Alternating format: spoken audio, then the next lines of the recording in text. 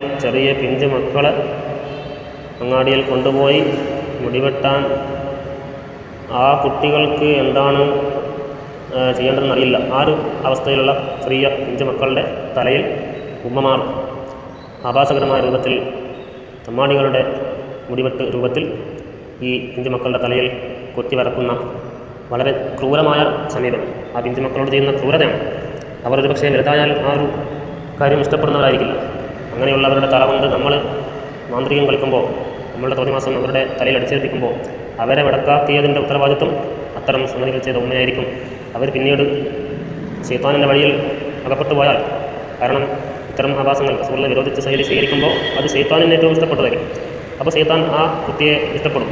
ശൈത്താൻ ഇഷ്ടപ്പെട്ട ഒരു കുട്ടിയെ വിരുദ്ധങ്ങൾ പറഞ്ഞ രൂപത്തിലേക്ക് നമ്മൾ ആവണമെന്ന് വിചാരിച്ചതുകൊണ്ട് ചിലപ്പോൾ നടന്നു കൊള്ളണമെന്നില്ല. ശൈത്താനെ അവനെ സ്വാധീനിക്കാനും അനുഗ്രഹപ്പെടുത്താനും അവനെ വഴികളിലാക്കാനും എളുപ്പമായിരിക്കും.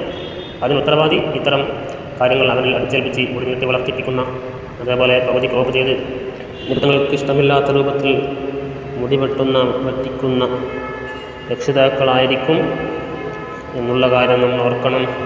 നമുക്ക് വലുതായാൽ ആ മക്കളെ കൊണ്ട് ഉപകാരപ്പെടണം. ഖബറിലെത്തിയാൽ നമ്മളെ ആ മക്കളെ കൊണ്ട് ഖബറിൽ നമുക്ക് രക്ഷ വേണം എന്നൊക്കെ നമ്മൾ ചിന്തിക്കുന്നുണ്ടെങ്കിൽ അതൊക്കെ നമ്മൾ വളർത്തിയെടുക്കുമ്പോൾ ചെറുപ്പത്തിൽ തന്നെ അത്തരം കാര്യങ്ങൾ ശ്രദ്ധിച്ചാലേ നമുക്ക് വലുതാകുമ്പോൾ അവർ ഉപകാരപ്പെടുകയുള്ളൂ എന്നുള്ള കാര്യം നമ്മൾ പ്രത്യേകം ഓർമ്മിക്കണം. പിന്നീട് ഖേദിച്ചിട്ട് കാര്യമുണ്ടാവില്ല. അല്ലാഹു നമുക്ക്